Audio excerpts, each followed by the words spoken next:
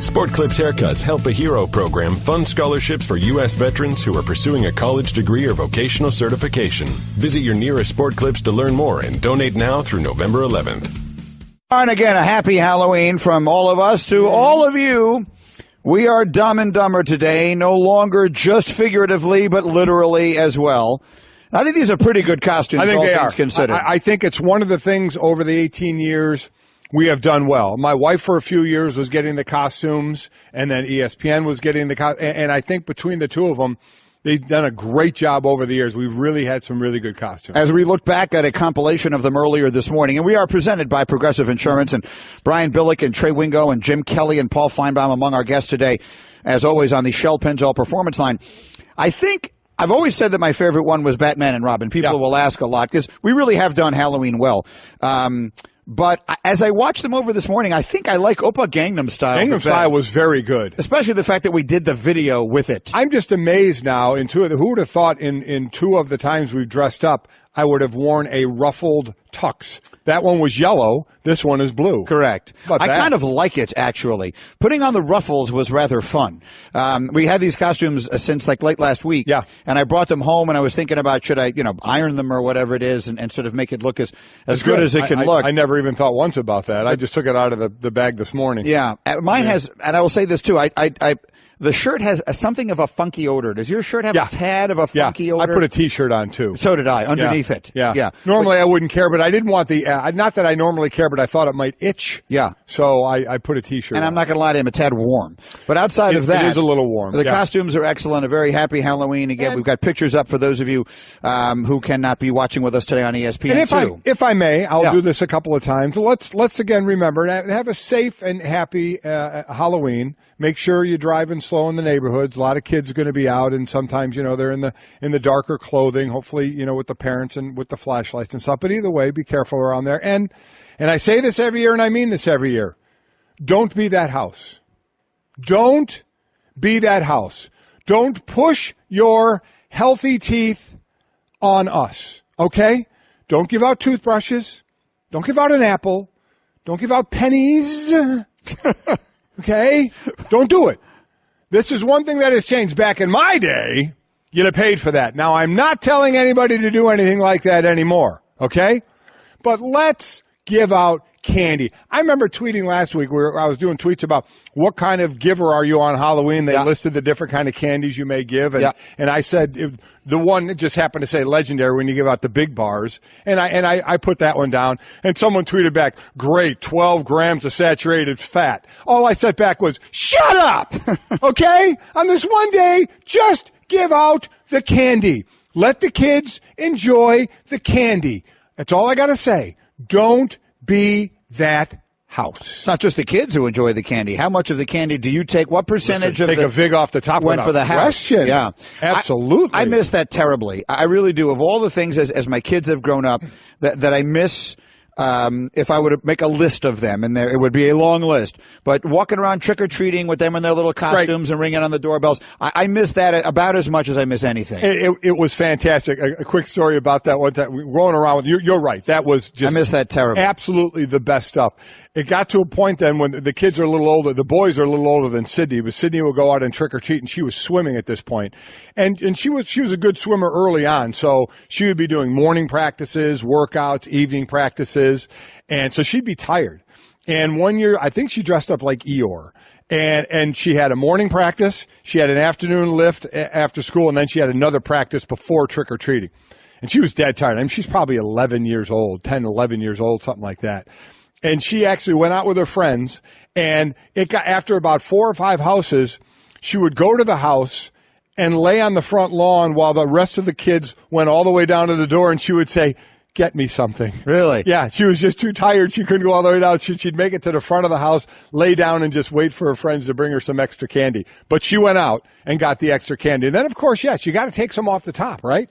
You got to take your percentage. Yeah, my favorite story that I remember, I've told this on the air before, but it's just got to be many, many years ago because Stevie's almost 15 now. So at the time that this happened, maybe he was 5 or 6. And it was the time that we came in the day after Halloween, and I said, it is possible that my son Steven is actually your son and not mine. Because we used to have a rule that when they came home with all their candy, right, they would divvy it up, whatever. They would do trades, right? Because she would have some favorites, absolutely. So they would do their trading, dump it all out and trade away. We allowed a certain amount they could eat right then. I don't remember what it was, but they could eat right then a certain amount, and then we'd save the rest of it, and they could. So let's just say they could eat 3 pieces of candy. Sure. Then. I don't remember exactly what it was. What? But so Stevie took a bite of something. Right. Something he couldn't identify. It was a candy he didn't know. Right. And I could see immediately the look on his face. He didn't like it. Right. He had chosen this as one of his 3, and he didn't like it. And I felt bad for him. So I said, Steven, I tell you what, I can see you don't like that. So that won't count as one of your 3.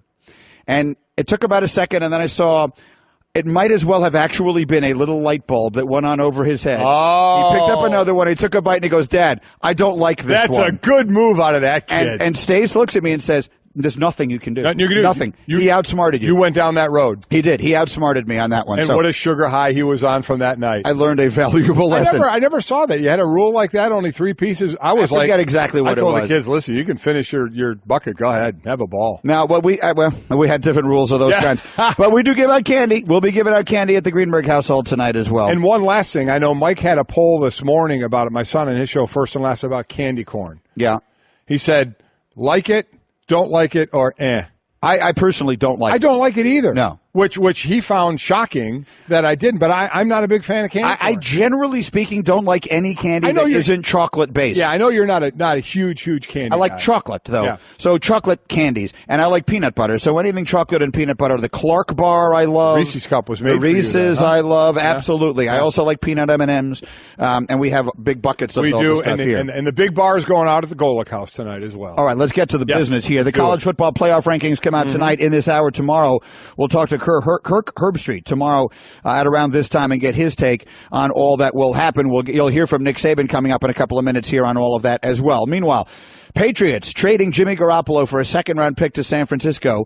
And before you say that's all they got, let's tell you this. This is the way the Patriots like the draft. Over the last 10 drafts, they've made 16 selections in the second round. No team has made more second-round picks. And for those of you who are not aware, there are certain guarantees that go in the contracts of first-round picks that don't go in the contracts of second-round picks. There is a huge drop-off in the financial commitment in every way that you make between a first-round pick and a second-round pick. So getting San Francisco's second-round pick, they're currently 0-7. Look where that pick's going to be. That could be 34, 35, 33, without the guarantees that go at 32. I think it's a terrific deal. Yeah, I do as well. And we know that he uses them extremely well as assets, does Bill Belichick. Same thing we kind of talked about a lot with Danny Ainge and the Celtics saying, do you like having all those draft picks? He's like, yeah, they're assets. You can use them how you want by either picking or trading. And we know Bill Belichick can be a wheeler and dealer there. So this move doesn't surprise me at all. I never thought the Garoppolo thing would go till next year. I just didn't think money-wise it would work at all. And then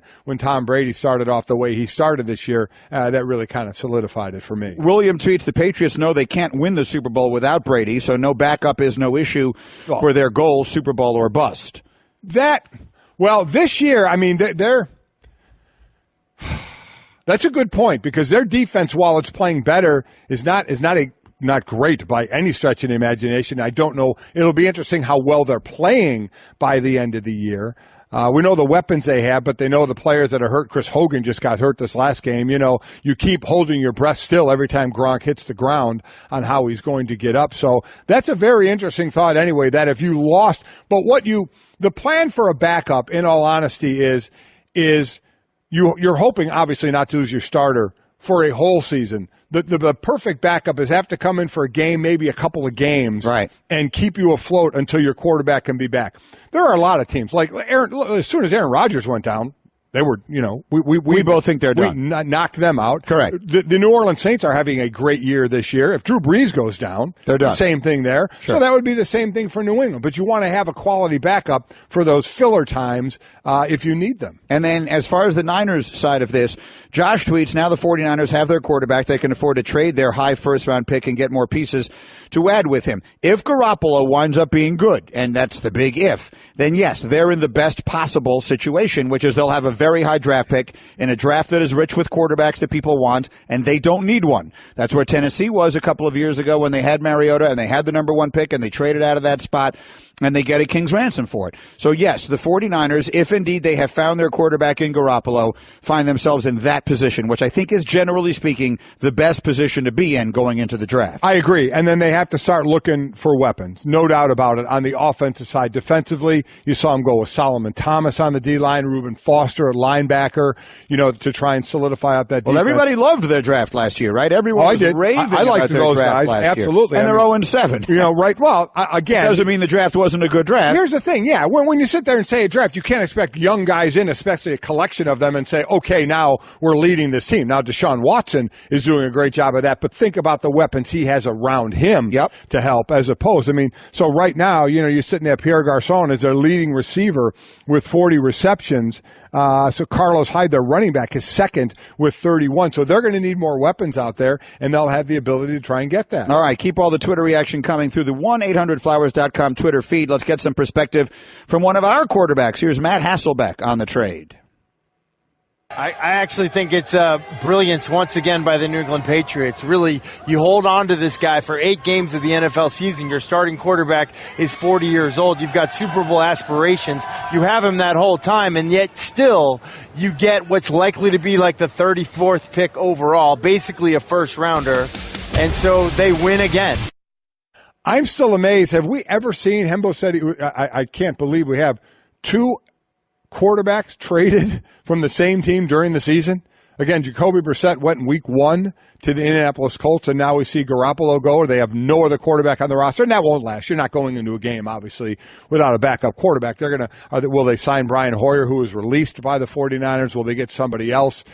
Certainly, if you can get someone that's familiar with the system, that would be best. But I've never seen this before. Not only that, but as soon as Garoppolo is up and ready to go, they'll all be starting. So Brady, Brissett, and Garoppolo will all be starting quarterbacks in the NFL, something in the neighborhood of 2 or 3 weeks from now. They were all on the same roster on September 1st. What day did the actual Brissett trade happen? September 2nd. So on September 1st, they were all on the Patriots. On November 15th, let's call it, they will all be starting quarterbacks in the NFL. That's amazing. It's pretty remarkable. And just a reminder again that Bill Belichick has traded 5 quarterbacks away, and not one of them has a winning record. The closest is Drew Bledsoe when he was traded away is 35-35. Yeah, he had a good year or two in Buffalo. Yeah, he did. And then it went the other way. I'm just saying overall, not one quarterback with a winning record. All right, Mike and Mike, we're presented by Progressive Insurance. Progressive celebrating 5 years and more than 500 cars donated to vets. To learn more, visit keystoprogress.com. Rolling on this Halloween tonight, amidst the trick-or-treating and the World Series game, we have exclusively on ESPN the first release of the season of the ESPN College Football Rankings. Remember, it's not a poll, it's a ranking. This is the actual committee, and they rank the teams. And while it obviously does not determine who's going to play for the championship, I think it does give you an interesting glimpse into the mindset of the committee at this point on some of the teams. For example, I'll be very interested to see where they put Notre Dame and Clemson relative to each other. I think that's a very interesting question because, to me, Clemson has some impressive wins early. They have, with all due respect to Syracuse, a much worse loss than Notre Dame's loss.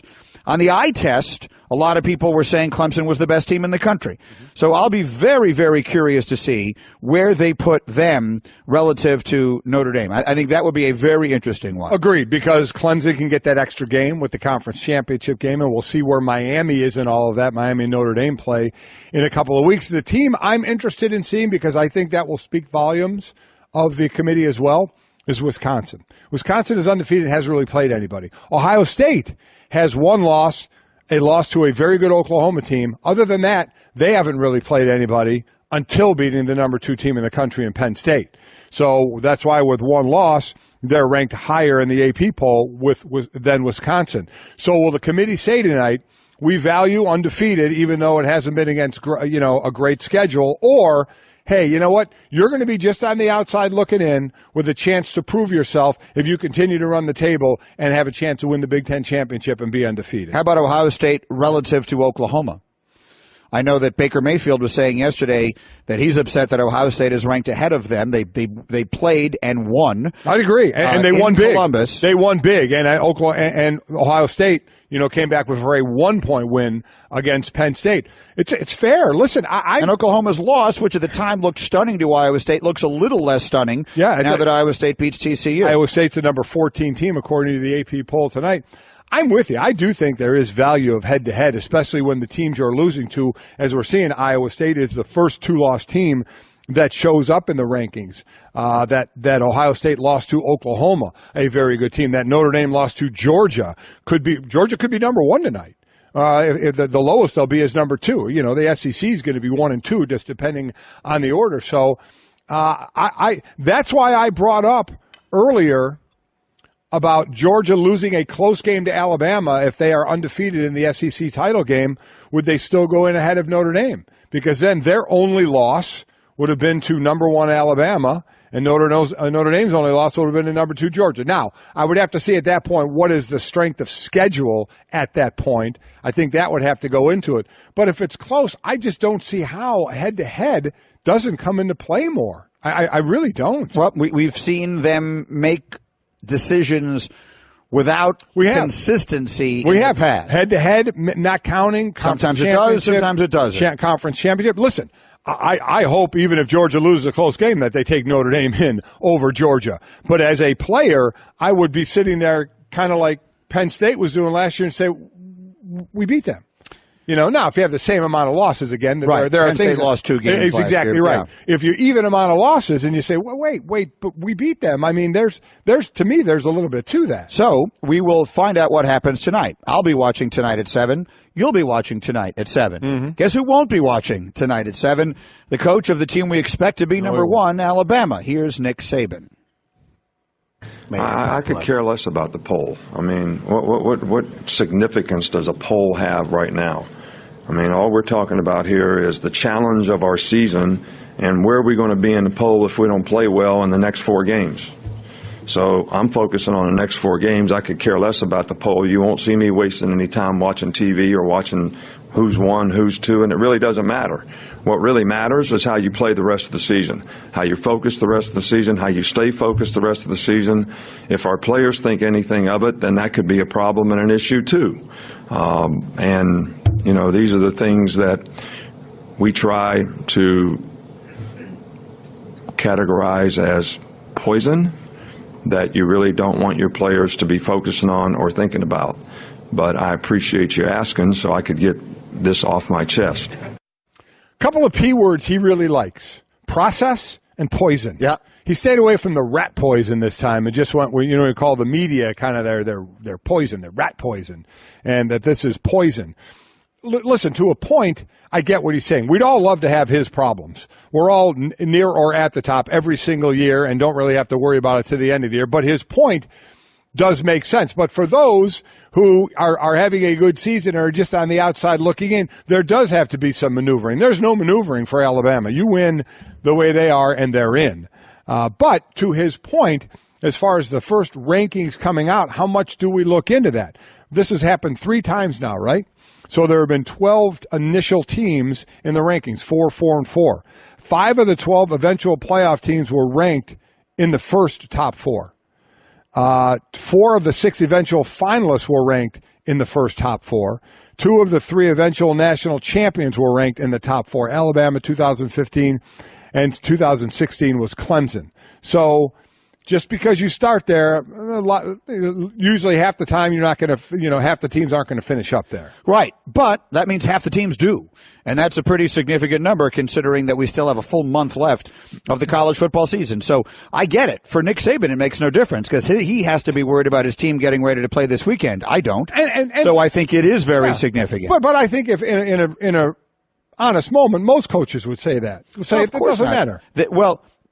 It does and it doesn't. Do you know what I mean? Like it's going to matter when they get to the end, it's going to matter. They need to keep winning or it won't matter. Right. If they do win out, then it's going to matter in a big way. Because if all these teams wind up winning the majority of the games that we expect them to win, then some of these decisions are going to happen. Like that first year, there was real controversy. TCU and Baylor getting left out. There was legitimate controversy. And that's where this stuff becomes interesting. Last year, it really wasn't all that controversial.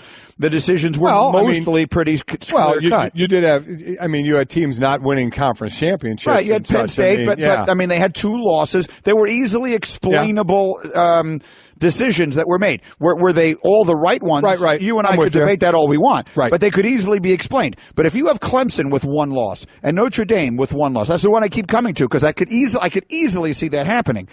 Clemson and Notre Dame getting to the end with 1 loss each. Clemson's the defending national champ. Notre Dame has ND on their uniforms. They do. I'm with you. Who gets in? I mean, that's a fascinating one, and they could easily both win out. They would both have enormously good schedules. They would. Enormously good. Clemson won huge games early this season, have a worse loss than Notre Dame. Notre Dame wouldn't have a conference championship in this scenario, and Clemson would. Who do they put in? I think that's very, very interesting. I agree. Clemson would have the extra game and a conference championship beating, I'm sure, would be a good team, but they have a horrific loss, and Notre Dame wouldn't if they win out. So I know Herbie will have on tomorrow.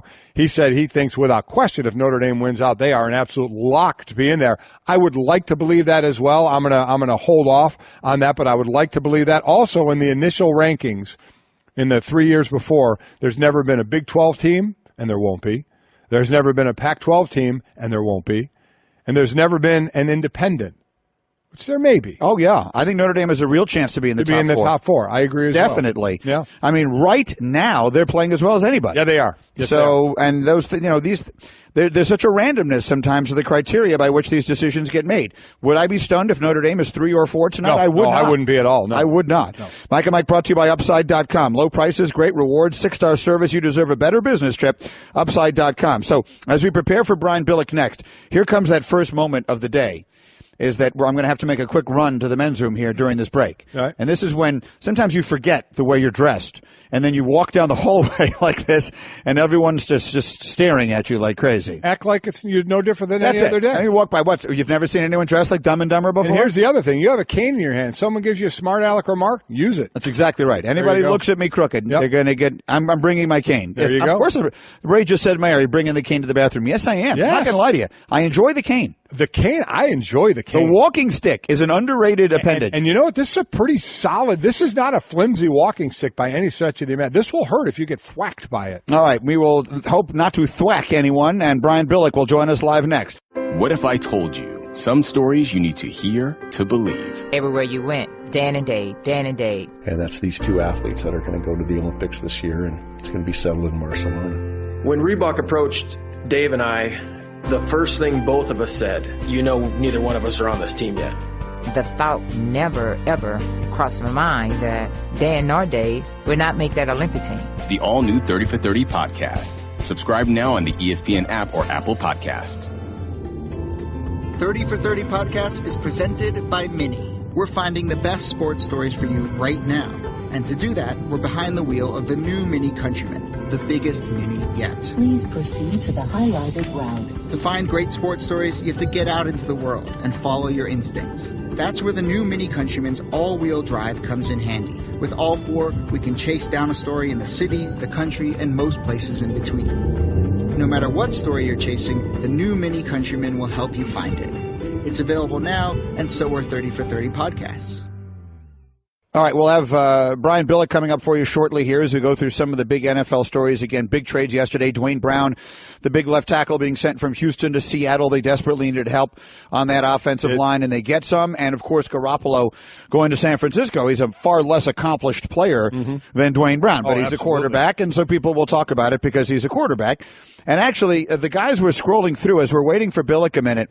I saw a story pass by in front of me that suggested, I told you the Patriots have made 16 second-round picks in the last 10 years in the draft, which is more than any other team in the National Football League. And I saw a story, Stanzik, if you could find that one up there again.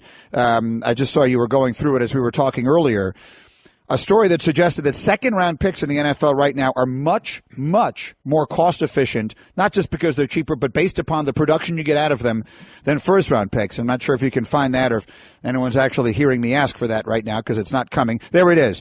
A study conducted by the Worcester Polytechnic Institute says there's more value for second-round picks than first. The analysis of the past 13 seasons shows that second-rounders provide 70% of the production of first-round picks at 40% of the cost. So the head of the Department of Computer Science there says that's a significant value, and it tells me the general manager should give more value to second and third round picks. And listen, the players like it as well. I shouldn't say that out of hand. First round, your money's guaranteed. So you know that's there. It's starting in the second round. It's not, but in the second round, you have a 4-year deal as opposed to that 5-year deal, and that 5-year is a team option in the first round, so they can have your rights there. And when you're playing really well, you see situations like an Aaron Donald holding out guys after that 3rd year, going into that 4th year, trying to get deals done before the 5th-year option that was picked up. Second round brings a year less of that, a little less money for you, certainly, and not guaranteed. But if you're a good player, if you're producing like a first rounder, you're going to make up a lot of that with that next contract. Mike and Mike presented by Progressive Insurance. The coach is ready to go. Brian Billick from NFL Network joins us on the Shell Pennzoil Performance Line. Brian, good morning, and let's jump right into it. What's your reaction to Jimmy Garoppolo going to San Francisco? Well, it's not a surprise in the sense that we've been talking about this for a while. San Francisco doing something, that was a name that had surfaced, certainly. The fact that they're doing it now is a little bit of a surprise, not from the standpoint of San Francisco, but you got to have a lot of confidence in what your situation is, which you can when you have Tom Brady, but still, you're starting quarterback, a very good team on a playoff run. I'm very interested in hearing what the final reason was why they were willing to do it now. Maybe they thought this was the best number they were going to get compared to later on. I kind of question that a little bit because it might have been a more competitive market, but certainly they're going to know better than I do, and they obviously felt this was the best price they were going to get for them. And for San Francisco, hey, I get a run-up on, it's not like he's going to make a huge difference for them this year, but I get a huge run-up on what is eventually going to be my quarterback going into next year. How about what it means for the New England Patriots? They have traded away, but the 3 quarterbacks that were on the roster when the season started, Jacoby Brissett, Jimmy Garoppolo, and Tom Brady, 2 have been traded away during the season. Now there's no backup, and we know there will be. As far as New England, basically just for the next couple of years, putting all their chips on Tom Brady? Yeah, I mean, if you're going to put all your chips on somebody, that's a pretty good guy to do it. And let's go back to remember Bill Polian in the years he was in Indianapolis with Peyton Manning, and they had virtually no backup. I mean, they spent nothing on a backup. They wanted that money spent someplace else on the roster who was actually going to play. And the mentality was, look, if we lose Peyton Manning, we're done anyway. We're not going to go through the playoffs. We're not going to win a Super Bowl. So why bother putting assets into that? The Patriots could kind of be taking the same mentality. Also, they are having enough firepower now. Not that this is something the Patriots typically do. This is supposed to be a pretty good year for quarterbacks. And maybe they find one in the draft that now slips in behind to Tom Brady for an equitable number. I mean, the parameters could go on forever and ever. At the end of the day, they obviously believe Tom Brady's going to play for a while. Mike and Mike, Brian Billick is with us. And then the other trade yesterday, which won't get as much attention because it doesn't involve a quarterback, but certainly for this year is far more impactful, is Houston sending Dwayne Brown to Seattle. How quickly can a tackle get himself acclimated in a new system and a new offense and everything else to where he can make a significant difference for a team that desperately needs help on the O-line? It's instantaneous for a tackle because it's real simple. I either block the guy over me or the guy outside of me. Okay, I'm either covered or I'm not covered. It'll be instantaneous. The protection schemes that you actually run are going to be so similar, and even the verbiage to a certain degree, but I'm either manned up, I'm either comboed up, or I'm going to turn directionally one side or the other. Great move for Seattle. We've talked about that offensive line for quite a while. The way they're playing right now, and obviously Russell Wilson playing just out of his mind. Unbelievable. The defense is every bit as good as it has been. to shore up that offensive line finally, I think is it's a game changer for Seattle, for my money. I think it's a monster pickup. At one point, again, they had a starting left tackle there who was basically a basketball player. I mean, it just blows my mind. I think that was a monster trade for them. Looking at the game last night, let's start with the losing side. We know the Denver Broncos have a great defense. Trevor Siemian had a total QBR last night of 6.5. In the last 5 games, his total QBR is 17.8. Are they going to make a change at that position, and should they? How do you not? I mean, it's one of those things where Trevor Siemian has been kind of a placeholder from the beginning. He's the kind of player coaches love because he's going to go in and he does what he's told. And he's going to operate the offense, and he's not going to make a lot of mistakes technically within the offense. But he's never proven to be a guy that can really do much more than the design of the offense. And it came to fruition, obviously, against a very good defense. And if you've got to keep up with the team, now, is Paxton Lynch not healthy? You know, we obviously know what Brock Osweiler can and cannot do. Denver has been in the thick of it, although that's changing quickly. I'm a little amazed that they haven't made the move before now. Mike Brian Billick with us. Speaking of quarterbacks, what we're seeing from Deshaun Watson, I'd love to hear it through your eyes because we've seen a lot of young quarterbacks come into the league and have an impact. There just feels like there's something a little bit different about what this kid is doing. He is so impressive in losses. It's ridiculous. A loss in Foxborough where he was brilliant. A loss in Seattle this past weekend where he was brilliant. And you saw the raves that the Richard Sherman, the rave review that Sherman offered him after the game. What are you seeing in Deshaun Watson? I don't remember a rookie quarterback coming in and looking this impressive, playing this well. Now, unique to this situation, typically your top picks, you're going to be on not a very good football team. Well, Houston's a pretty good football team. They've got good defense. They've got some assets. And Deshaun Watson, his progression, I think we talked about this before, from early on, you know, he did typical rookie things, stared down his receiver, threw what he saw, and as soon as he got to the top of his drop, if it wasn't there, took off. The maturity, the growth that we've seen in this guy over the last couple of weeks, the term I think you're hearing more and more, he's as calm in his drop, at the top of his drop, shuffling up in the pocket. He's as calm as any rookie as I can imagine. And he's on, a 40-touchdown pace? I don't think we've seen the likes of this. The guy is incredible. And the scary thing, because obviously he not only is he improving and showing he's a legitimate pro quarterback from the pocket, and you can kind of see that's what he wants to do. He's not hesitant to run. I had this when I had Randall Cunningham. He was so focused on wanting to show, no, I am a pro pocket quarterback, hesitant to run, but when he does, it's spectacular. The scary thing is this guy just keeps getting better. This guy is as special a talent as I've seen at this position come along as a rookie in a long, long time. So obviously he solidified his spot there. We keep saying in Cleveland, or I certainly keep saying, just leave DeShone Kizer in there because you have to know. Can you know? So let's say they keep him in there, which I think they should do. You can disagree, obviously, if you'd like. At the end of this season, can you have a definitive answer after the one season of saying, yes, this is a guy we're going to keep going with, or no, we need to make another move here? Yeah, the hardest thing to do is to separate the play of a quarterback from what's going on around him, both good and bad. And with DeShone Kizer, I'm with you 100%. I'd have started him from the get-go and just left him in the whole time. You don't learn anything from the sideline. Now, this is a lot. This is a lot for a second-round pick with a team that's not very good. Can you ruin his rep or ruin him for life, so to speak? Yeah, I mean, we saw that with David Carr in Houston, the top overall pick, 76 sacks, and I don't think it's quite that situation for DeShone Kizer. It's hard because his lack of productivity is going to be laid on him as opposed to the team around him. But I see no upside in not playing him because, now that means I have to make a decision at the end of the year. And they already have, probably, in terms of what they want to do at the quarterback position. It's probably not fair, but they likely have seen enough of DeShone Kizer to say, boy, we haven't seen enough to make that we're going to pass if indeed this plethora of young quarterbacks, drafted quarterbacks, or guys coming out of trades or free agency is available. It's going to be an awful lot to ask to pass on one of those guys based on what we've seen on a guy that's very, rookie, less than rookie numbers, 50, close to 50%, 3 touchdowns, 11 interceptions. Those numbers aren't going to change.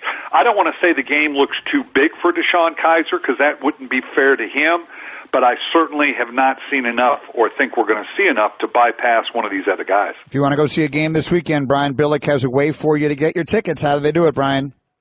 Yeah, got to go to SeatGeek.com. Get the SeatGeek app. It's unbelievable. You can see where the ticket's going to be. You see the value, whether you get a good deal or a bad deal. And, of course, the best thing about SeatGeek.com, every transaction is 100% guaranteed. Very happy. Brian, you dressing up? Are you a dressing up guy for Halloween? Oh, I'm with my grandkids, and I'm going to dress up as a fired football coach. That way, everybody will recognize.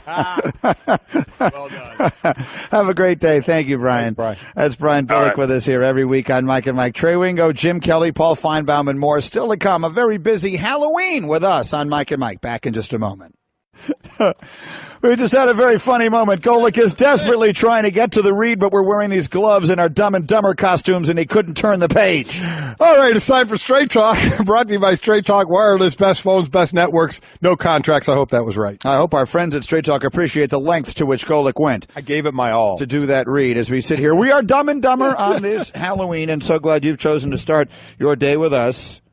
I can't hit the button.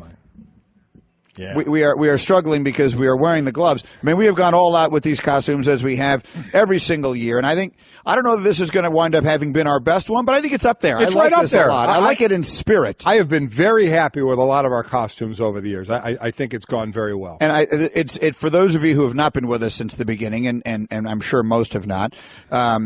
It's sort of also going full circle for us. Because when we first started, people who didn't like us called us Dumb and Dumber. Exactly right. And I'm sure many still do. Yeah, oh, yeah. And so today we are doing it literally as opposed to just figuratively. And a little bit more of the Twitter reaction here. A lot of the questions are coming in on Kirk Cousins and what this means for Cousins, the trade to San Francisco here, Mike. And, look, Kirk Cousins is going to have a variety of suitors. This just X's one team off the list in San Francisco. But there'll be any number of teams out there that will be very interested in him. The bidding war will still go on. How about, what if your Jets jumped into the bidding war? They could. Look, here's the thing that aggravates me about the Jets. Straight Talk Wireless, nationwide coverage in America's largest and most dependable 4G LTE networks. The Jets are now 3-5. And they asked Todd Bowles yesterday, are you going to go play the kids now? Are you going to play Christian Hackenberg and or Bryce Petty at this point in the season? Which is, again, no indictment whatsoever on Josh McCown, who has actually played really well for the Jets by and large. But with the season getting away, is it time to see what the kids can do? And his answer was, well, I saw everything I needed from them in the summer. Well, if the truth is that was all you needed to make up your mind you didn't have the quarterback every future on the roster, then passing on Deshaun Watson is going to wind up looking like the worst thing ever. Agree. I have justified it in my own mind by saying they still felt there was a chance on Christian Hackenberg. Well, I'll just say this. If you're not willing to play him in a regular season game, if he's so bad that your veterans would basically walk in and hand in their uniforms if you put him on the field for a regular season game, which if you read between the lines is basically where this thing stands right now, then you knew it last year. And the passing on, Patrick Mahomes went after the Jets pick, and so did Deshaun Watson, and so did DeShone Kizer and a million other people. And I justified it by saying they're still not giving up on Hackenberg. But if they won't put him on the field, they don't have to do it now at 3-5. I guess in theory you still have playoff hopes. But if they don't, I get it. Then you're on what the heck were you doing? Then you already made up your mind. You jarred that in my head when Brian Billick actually did, when he said they've probably already made up their mind in Cleveland about DeShone Kizer. Then how about, there's another one for Kirk Cousins. How about Cleveland? Instead of rolling the dice yet again on another rookie to see if it can pay off, maybe you pay the money. And you bring in a quarterback who's proven something on the field and say, okay, let's start to build around him. How about Jacksonville? I don't think Blake Bortles will be the quarterback there. You have a defense that that you have it's just an incredible defense, and you added Marcel Darius to it as well from the Buffalo Bills. I mean, the defense is incredible. You have a running game, so maybe they would do it. There are people talking about should the Denver Broncos do it. You want to talk about giving up on Paxton Lynch was a first-round quarterback. Yep. That you would be saying. He's been beaten out in consecutive years by a seventh-round pick. Exactly. So those are a few teams right there. I'm looking over at the NFC, trying to think of any team. Who knows what's going to happen in Minnesota? That's exactly where I was going to go next. We don't know what's going on there at all. We'll see if we see Bridgewater at all this year.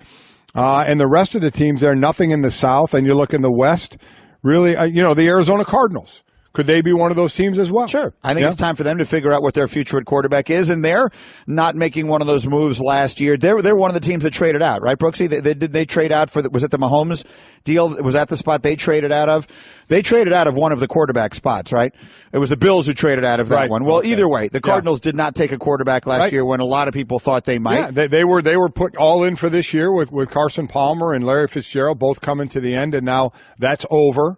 With the injury to David Johnson and then now Carson Palmer. Is Alex Smith going to be available during this coming off season? Right. If they don't, let's say if they make the Super Bowl or something like that, maybe he could either be the MVP of the league or he could wind up being a free agent at the end of this year because everything you hear out of there is they love what they're seeing from Patrick Mahomes. Fascinating stuff. A lot of decisions that will get made. Trey Wingo, Jim Kelly, Paul Feinbaum talking about all that and more as we roll on a Halloween edition of Mike and Mike. Stay right there. Smarties.